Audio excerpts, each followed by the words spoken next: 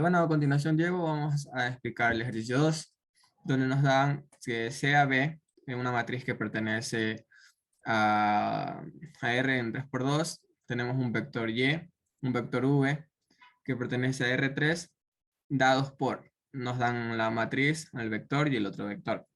Como primer literal nos pide proyectar el Y sobre el col de B y llamar a este vector W. Bueno, se conoce que el espacio columna es el conjunto de combinaciones lineales de las columnas de B. Por lo tanto, lo hacemos como col de B es igual a gen del vector, del primer vector, que es la primera columna de la matriz de B, y el segundo, a la segunda columna. Y bueno, esto es un subespacio de Rn. Ya, ahora el vector Y que vamos a proyectar. Como primero hay que ver el producto punto entre estos dos vectores, el cual es igual a -2, porque 1 por 0, o sea, por el producto punto está dado por U por B igual por U transpuesta por B. Y como podemos ver, entonces solamente es cambiar este vector, hacerlo transpuesto y solamente queda como quieren horizontal y ya se multiplica simplemente. O podemos hacerlo simplemente por vectores así, tal cual. 1 por 0, 1 por 2 y -1 por 4. Por lo tanto nos va a dar -2. Pero ¿es ortogonal? No, porque como vemos, el producto de las columnas del gen no es, bueno, los productos de la matriz, que son igualmente los dos vectores del gen, no son igual a 0. Entonces se comprueba que si existe ortogonalidad entre los vectores que componen el col de B, ya que para realizar una proyección es necesario que los vectores sean una base ortogonal. Y como podemos apreciar, no lo son. Por lo tanto, debemos realizar el proceso de Gram-Schmidt, que es en el cual vamos a facilitar, nos vamos a obtener un vector que va a ser ortogonal a otro y entonces vamos a tener nuestra base ortogonal. Bueno, como tenemos el V1, bueno, en lo de Gram-Schmidt tenemos que la, la, la, la fórmula es básicamente obtenida a partir de los dos vectores, donde tenemos el primer vector BV1 es igual a X1, pero en este caso lo vamos a tomar como el primer vector de la base, 1, 1, -1.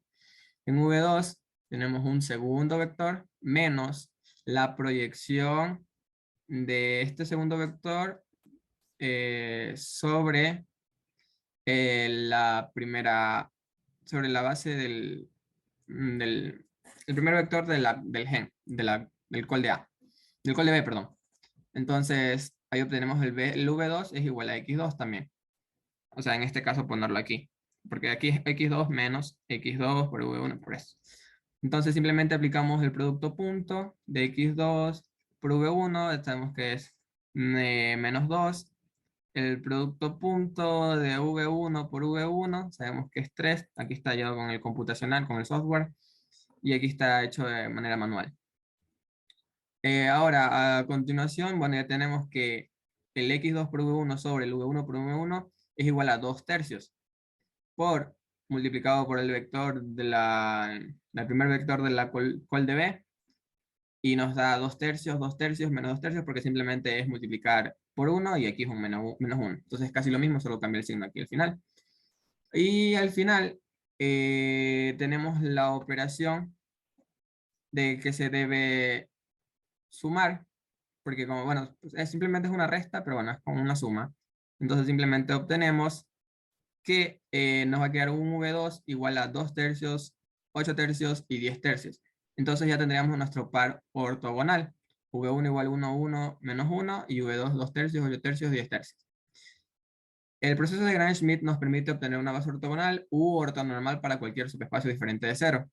Entonces se obtuvo el vector V2, que es el aquí, que al ser parte de la base podemos denominarlo también ya B2, perdón. Entonces a continuación debemos comprobar si es que son ortogonales. Por lo tanto, aplicamos aquí producto punto, V1 por V2, 2/3, 8/3 menos 10/3. Y aquí está hecho con el software computacional. Tenemos que es igual a 0, igual a 0. Entonces determinamos que sí lo son. Por lo tanto, ahora se busca hallar la proyección de Y sobre el col de B. En la proyección de un vector sobre un espacio, se relaciona al vector que se intenta proyectar para cada vector que forma parte de la base. En sí, la proyección es una combinación lineal donde los pesos de los escalares están dados por la división entre productos puntos de y por vi, o sea, dependiendo del v en el que queramos proyectar, y se multiplica por el mismo vector de la base, bi, tal como podemos ver acá. Entonces tenemos este gen, el y, entonces vamos a proyectar en este espacio. Tenemos que, bueno, se va a llamar W la proyección. Y bueno, básicamente aplicamos solamente las operaciones y por v1, tenemos que es igual a 3, v1 por v1 igual a 3, y bueno, ahí también nos quedaría 3 sobre 3. Ahora tenemos el v2 por v2, perdón, el v2 por el v2 y el y por el v2, que este de aquí es 18 tercios, que es igual a 6, como tal como nos da acá. El v2 por el v2 tenemos que nos da 56 tercios. Entonces, ya tendríamos nuestras operaciones, donde 3 sobre 3 es para la proyección, la primera proyección, y aquí está más de una proyección, 18 tercios sobre 56 tercios. Entonces, ahora estos son los escalares, como todos sabemos. Ahora se aplica simplemente multiplicación entre escalar y vector y una suma entre vectores, donde, por ejemplo, aquí en el 18 tercios sobre 56 tercios es 9/28, y multiplicamos por el vector, donde nos va a dar 3/14, 6/7 y 15/14. Y acá 3 sobre 3 es 1, entonces no cambia el primer vector. Entonces 1 sobre todo este vector 1 más el segundo, tal como está acá en manera manual, aquí está en el software computacional, pues nos podemos dar cuenta que tenemos como resultado una proyección donde el vector sombra va a ser el 17/14, 13/7 y un 14. Ok, entonces ahora vamos a resolver el literal B del ejercicio 2, en el cual nos pide que proyectemos el vector V sobre el conjunto generador del vector Y. O sea, sí, el conjunto generador del vector Y, llamando a este vector el vector U. Entonces tenemos acá el vector V y tenemos o sea, ya tenemos los dos vectores que vamos a necesitar y solamente tenemos que aplicar el teorema de descomposición ortogonal, el cual nos da una fórmula que nos permite, realizar esta operación. Entonces, ya teniendo acá la fórmula, ya podemos poner la notación del vector U. Aplicamos el software computacional para hallar el bruto punto del vector V y el vector V1. Después aplicamos el software computacional para hallar el punto del vector V con el mismo vector. Y eh, con eso solamente tenemos que reemplazar con la fórmula. Y encontramos de que el vector U es realmente el vector 0. Entonces, esto tiene sentido porque al ser, o sea, con esto podemos concluir de que el vector V es ortogonal a la recta eh, del conjunto generador de Y. Y entonces al ser ortogonal no genera ningún tipo de sombra o proyección, por lo tanto es lógico de que sea el vector 0. Ahora, continuando al literal C, en el cual nos pide que proyectemos este mismo vector que encontramos el vector U sobre el espacio columna de B y que llamemos a este vector el vector Z. Aquí hacemos exactamente lo mismo, aplicamos el teorema de descomposición ortogonal sobre sobre los vectores que forman parte del espacio columna de B y utilizamos el software computacional eh, para encontrar los diferentes escalares que nos proporcionan los productos puntos dentro de la fórmula. Entonces, ya hecho esto, eh, ya con el software computacional podemos conseguirlos todos y después solamente tenemos que reemplazarlos en la fórmula. Y al reemplazarlos podemos ver de que el vector resultante, resultó ser el vector z, es el vector 0, lo cual tiene sentido porque al no proyectar, como ya habíamos mencionado antes, el vector u realmente no tiene ningún tipo de proyección. Así de que sea proyectado dentro del el espacio columnar realmente no genera ninguna proyección porque en palabras coloquiales no genera ninguna sombra.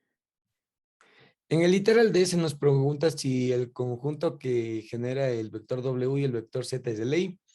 Dado que sabemos que el vector Z es igual a cero, por definición sabemos que el conjunto no es linealmente independiente, puesto que por definición cualquier conjunto que contenga el vector cero es linealmente independiente.